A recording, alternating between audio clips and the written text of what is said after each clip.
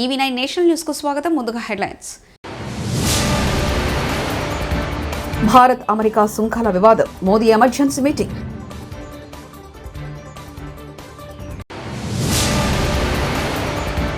$25 లక్షల విలువైన కరెన్సీ నోట్లతో అమ్మవారికి ప్రత్యేక అలంకరణ.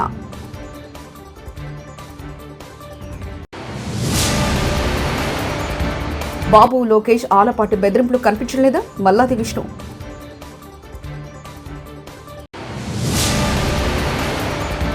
వైకాపా నేతల చిల్లర విమర్శలు, 11 నుండి 0కి పడిపోవడం ఖాయం. మంత్రి నారాయణ.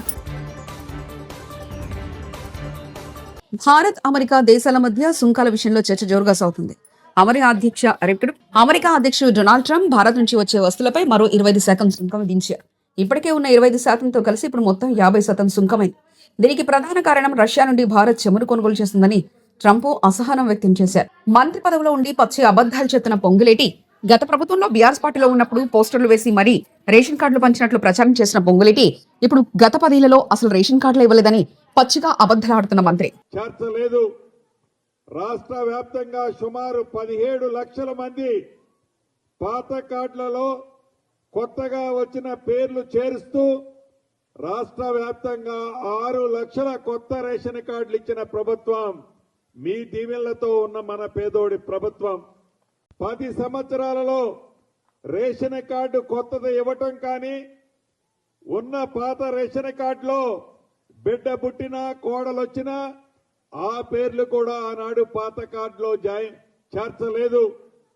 రాష్ట్ర వ్యాప్తంగా సుమారు 17 లక్షల మంది పాత కార్డులలో కొత్తగా వచ్చిన పేర్లు చేరుస్తూ రాష్ట్ర వ్యాప్తంగా 6 లక్షల కొత్త రేషన్ కార్డులు ఇచ్చిన ప్రభుత్వం మీ దీవెనలతో ఉన్న మన పేదోడి. 2007 నుంచి మీతోనే ఉన్నాను సార్, దయచేసి పార్టీ విడుద్దని గువ్వల బాలరాజును ఒక కార్యకర్త వేడుకున్నా ఆయన గుండె కడగలేదు.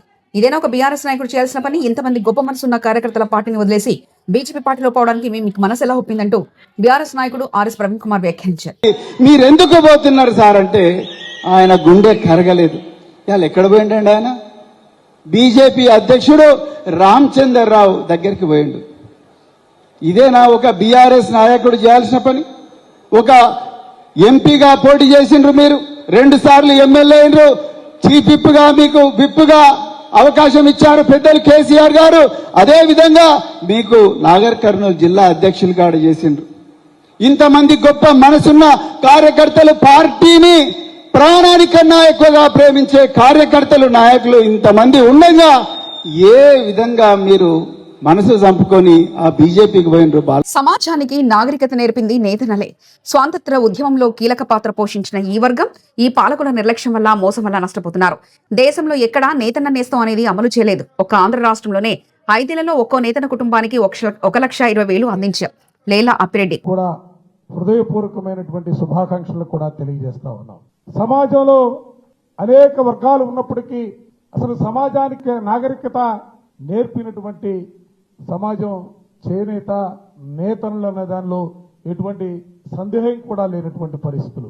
ఏ కులంలో పుట్టినా, ఏ మతంలో పెరిగినా, ఏ ప్రాంతంలో ఉన్నప్పుడు కూడా వాళ్ళు కులాలు తెలియ బట్టలు వాళ్ళు వేసుకున్నటువంటి చేనేత వస్త్రాలే వాళ్ళ దర్జాతనాన్ని తెలియజేసే రీతిలో మొదటి నుంచి కూడా, ఇవాళ కాదు స్వాతంత్ర సంగ్రామం నుంచి కూడా చేనేతలు సమాజానికి సంబంధించి మనుషులకు కావలసినటువంటి బట్టల్ని నేర్చి వాళ్ళని సమాజానికి అందించడంలో కీలకమైనటువంటి పాత్ర పోషించినటువంటి ఆ వర్గం ఇవాళ పరిపాలకుల నిర్లక్ష్యం వల్ల, పరిపాలకులు ఇవాళ ఎందుకంటే ఎన్నికలకు ముందు వాళ్ళు చేసినటువంటి వాగ్దానాలు, ఓట్లు వేయించుకున్న తర్వాత ఆ వర్గాన్ని ఏ విధంగా మోసం చేస్తున్నటువంటి పరిస్థితులు కూడా ఆలోచన చేయవలసినటువంటి పరిస్థితులు కూడా ఇవాళ ఉన్నాయి.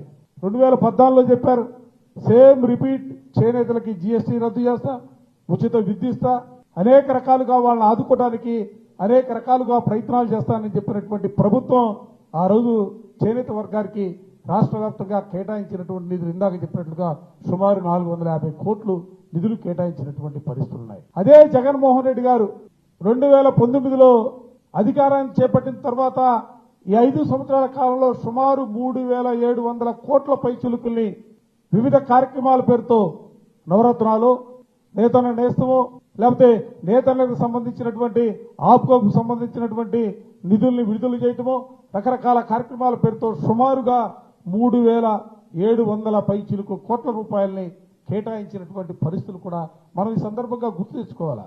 నేతన్న నేస్తం భారతదేశంలో ఎక్కడా కూడా లేదు. ఒక్క ఆంధ్ర రాష్ట్రంలోనే జగన్మోహన్ రెడ్డి గారు ఎన్నికల మేనిఫెస్టోలో చెప్పినటువంటి మాట కట్టుబడి ఒక్కొక్క కుటుంబానికి 5 సంవత్సరాల కాలంలో 1,20,000 రూపాయల్ని ఇచ్చినటువంటి పరిస్థితులు కూడా ఈ సందర్భంగా గుర్తు చేస్తా ఉన్నాం. మిత్రులు మోహన్ రావు గారు ఉన్నారు. లక్షల కోట్లు కాజాలనే దురుద్దేశంతో సింగపూర్ వెళ్లిన చంద్రబాబు లోకేష్లకు అక్కడ గిట్టుబాటు పోయేసరికి తెగబారపడుతూ మా మీద బురద జల్లే ప్రయత్నం చేస్తున్నారు. అసలు ఏపీకి సింగపూర్ ప్రభుత్వానికి ఏం సంబంధం ఉంది? ప్రభుత్వం కాదు, అక్కడున్న కొన్ని సంస్థలు పెట్టుబడి పెట్టడానికి వస్తే సింగపూర్ ప్రభుత్వమే వచ్చిందని చంద్రబాబు గొప్పలు చెప్పారు. దీనిపై సింగపూర్ పార్లమెంట్లో సింగపూర్ ప్రభుత్వం మాకు ఏపీ ప్రభుత్వానికి సంబంధం లేదని స్పష్టంగా తెలియజేసింది. అమ్మటి రాంబాబు మాజీ మంత్రి, గుంటూరు జిల్లా వైఎస్ఆర్సీపీ అధ్యక్షుడు. అసలు ఒక చిన్న విషయం అండి, చంద్రబాబు నాయుడు గారిని అడుగుతున్నా, లోకేష్ గారిని అడుగుతా ఉన్నా, రాష్ట్ర ప్రజల్ని కూడా ఆలోచించమని ఈ సందర్భంగా నేను చెప్పదలుచుకున్నా. సింగపూర్ ప్రభుత్వానికి ఏమి సంబంధం? అసలు సింగపూర్ ప్రభుత్వానికి సంబంధమే లేదు.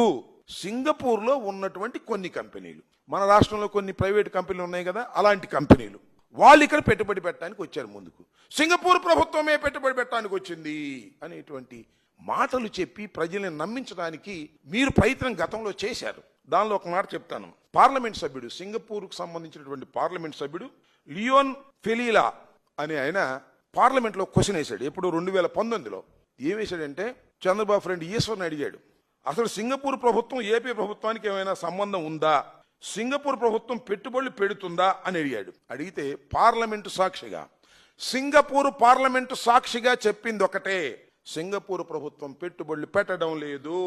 గవర్నమెంట్ కి సింగపూర్ గవర్నమెంట్ కి ఆంధ్రప్రదేశ్ గవర్నమెంట్ కి ఏ విధమైన సంబంధం లేదు. కొన్ని ప్రైవేట్ కంపెనీలు, కేవలం కొన్ని ప్రైవేట్ కంపెనీలు, సింగపూర్లో ఉన్నటువంటి కొన్ని ప్రైవేట్ కంపెనీలు ఆంధ్రప్రదేశ్ ప్రభుత్వంతో ఒడంబడికలు చేసుకున్నాయి. ఆ ఒడంబడికలు ఇంకా ప్రాథమిక దశలో ఉన్నాయి అని 2019లో పార్లమెంటులో ఇచ్చినటువంటి సమాధానం. దీన్ని బట్టి ఏమర్థమవుతుంది? సింగపూర్ ప్రభుత్వానికి రాజధాని నిర్మాణంలో ఏ విధమైన సంబంధం లేదు. సింగపూర్లో ఉన్నటువంటి ప్రైవేట్ కంపెనీలు కొన్ని ఇక్కడ పెట్టుబడి పెట్టేటటువంటి కార్యక్రమం చేస్తున్నాయి. దానికి చంద్రబాబు నాయుడు గారు పచ్చ జెండాలు ఊపి సింగపూర్ ప్రభుత్వం. టీడీపీ ఎమ్మెల్సీ ఆలపాటి రాజేంద్ర బెదిరింపులు తారస్థాయికి చేరాయని ఆరోపించారు మాజీ ఎమ్మెల్యే మల్లాది విష్ణు. ఆలపాటి రాజేంద్రకు శాతవాహన కళాశాలకు సంబంధం ఏంటని ప్రశ్నించారు. శాతవాహన భూములను కాజేస్తుంటే చంద్రబాబు, లోకేష్ ఎందుకు మౌనం వహిస్తున్నారని వ్యాఖ్యలు చేశారు. మాజీ ఎమ్మెల్యే మల్లాది విష్ణు తాడేపల్లిలో మీడియాతో మాట్లాడుతూ, విజయవాడ నడిబొడ్డున 100 కోట్ల విలువైన భూమిని దక్కించుకునేందుకు వర్గాలు తయారయ్యాయి. టీడీపీ ఎమ్మెల్సీ ఆలపాటి రాజేంద్ర శాతవాహన భూముల కోసం తీవ్రంగా ప్రయత్నిస్తున్నారు. వాయిస్ రికార్డ్ అది బెదిరించడము, కుటుంబం జోలికి వస్తాము అని చెప్పని, లేకపోతే మీ కుటుంబంలో ఉన్నటువంటి వాళ్ళ గురించి ఆ శ్రీనివాసరావు నిన్న పోలీస్ కమిషనర్ కార్యాలయంలో ఆయన వంకాయలపాటి శ్రీనివాసరావు అది పోలీస్ అధికారులకి కలిసి చెప్పినటువంటి మాటలు ఈ తెలుగుదేశం ప్రభుత్వం ఆంధ్రప్రదేశ్లో ఏ రకంగా అధికార పార్టీ సంబంధించినటువంటి ఎమ్మెల్సీలు, ఎమ్మెల్యేలు, నాయకులు ఏ రకంగా వ్యవహరిస్తున్నారో, ఏ రకంగా కబ్జాలు చేయాలనుకుంటున్నారో, ఏ రకంగా భూ దోపిడీ చేస్తున్నారో, ఏ రకంగా ఇతరులను బెదిరిస్తున్నారో మనకి స్పష్టంగా కంప్లైంట్ ద్వారా అర్థమవుతుంది. ఇది 50 సంవత్సరాల చరిత్ర కలిగినటువంటి శాతవాహన కళాశాల. ఈ కళాశాల తెనాల్లో ఉండేటటువంటి ఆలపాటి రాజా గారికి ఏంటి సంబంధం అని చెప్పని అడుగుతా ఉన్నాం. అసలు మీరు విజయవాడలో విద్యార్థుల గురించి, విద్యార్థుల యొక్క భవిష్యత్తు గురించి, కళాశాల అభ్యున్నతి గురించి మీరు ఎందుకు ఈ కళాశాలలో జొరబడ్డారో ఆంధ్రప్రదేశ్ ప్రజలకు చెప్పాలి అని చెప్పని కూడా డిమాండ్ చేస్తా ఉన్నాం. ఇంకొక వర్గమేమో మా ల్యాండ్ మాకు సంబంధించిందని వాళ్ళు, ఈ భూ దోపిడీకి అధికార పార్టీ మౌనంగా ఉండటము, చూస్తూ ఊరుకోవటము, దీనికి ఏం సంకేతాలు ఇచ్చినట్టు అవుతుంది? నగరంలో అత్యంత విలువైనటువంటి ఖరీదైనటువంటి 5 ఎకరాలు రమారమి 5 ఎకరాలు స్థలాన్ని వర్గాలుగా విడిపోయి, గ్రూపులుగా విడిపోయి, శాంతి భద్రతల సమస్యని సృష్టిస్తూ ఇతరులను బెదిరిస్తూ వారికి కావలసిన వాళ్ళని భయపెడుతూ దీన్ని కబ్జా చేయాలని చెప్పిన ప్రయత్నం చేస్తా ఉన్నాం. అధికార యంత్రాంగం ఏం చేస్తుందని చెప్పని అడుగుతా ఉన్నాం. పోలీసులకి ఈ వంకాయలపాటి శ్రీనివాసరావు అనే అతను ఫిర్యాదు చేయడం ఇది మొదటిసారి కాదు. గతంలో ఒకసారి కిడ్నాప్ చేశారని చేశారు, రెండోసారి నిన్న నన్ను చంపేస్తానని చెప్పని భయం వేస్తుంది, రక్షణ కల్పించాలని చెప్పని పోలీస్ అధికారుల దగ్గరికి వెళ్ళారు. డీజీపీ గారికి నేను కంప్లైంట్ చేశానని చెప్పని చెప్పడం జరిగింది. ఇట్లాగా అధికార పార్టీ నేతలే ఇలాంటి దౌర్జన్యాలకి పాల్పడితే ప్రజలు ఎవరి దగ్గరికి వెళ్తారో అని చెప్పని కూడా ఈ సందర్భంగా అడుగుతా ఉన్నాను. ఎందుకని శ్రావణ శుక్రవారం వరలక్ష్మి వ్రతం పర్వదినాన్ని పురస్కరించుకుని తెలుగు రాష్ట్రాలలో ఆలయాలను సర్వాంగ సుందరంగా తీర్చిదిద్దారు. కాకినాడ జిల్లాలోని కేంద్రపాలిత ప్రాంతంలో యానంలో శ్రీ వాసవి కన్యకా పరమేశ్వరి అమ్మవారిని 25 లక్షల విలువైన కరెన్సీ నోట్లతో ప్రత్యేకంగా అలంకరించారు. తూర్పుగోదావరి జిల్లా ఉండ్రాజవరం మండలం పాలంగిలో శ్రీ కనకదుర్గ అమ్మవారు ధనలక్ష్మిగా భక్తులకు దర్శనమిచ్చారు. ఈ సందర్భంగా ఆలయ ముఖమండపంతో పాటు గర్భగుడి అమ్మవారి విగ్రహాన్ని కరెన్సీ నోట్లతో సుందరంగా మార్చారు.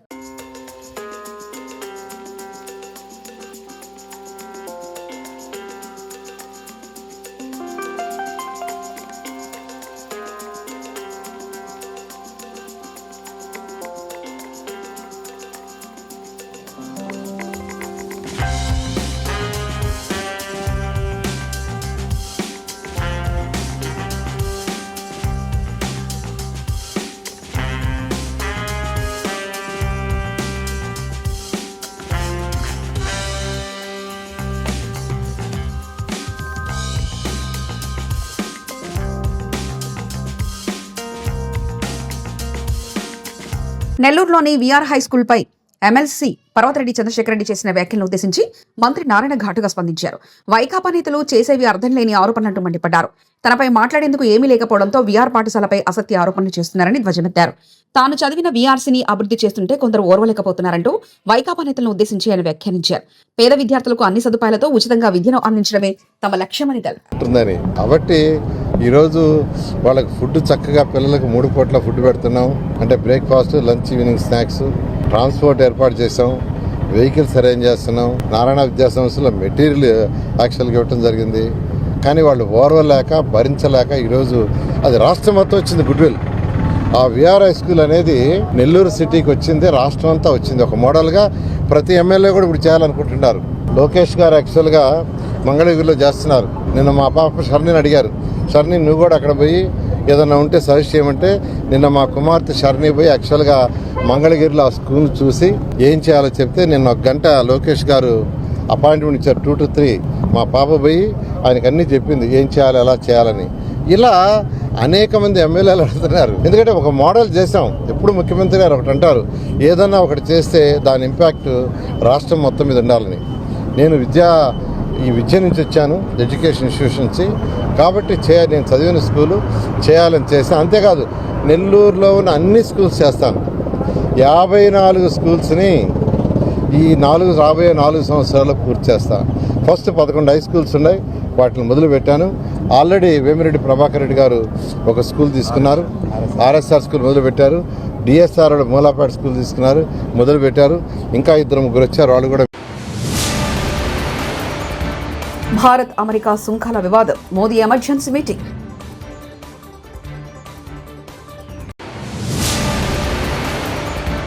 $25 లక్షల విలువైన కరెన్సీ నోట్లతో అమ్మవారికి ప్రత్యేక అలంకరణ.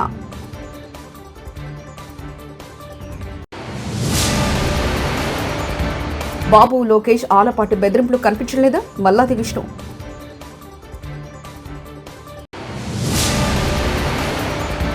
వైకాపా నేతల చిల్లర విమర్శలు, 11 నుండి 0కి పడిపోవడం ఖాయం, మంత్రి నారాయణ. ఇవి బులెటిన్ విశేషాలు. చూస్తూనే ఉండండి EV9 నేషనల్ న్యూస్.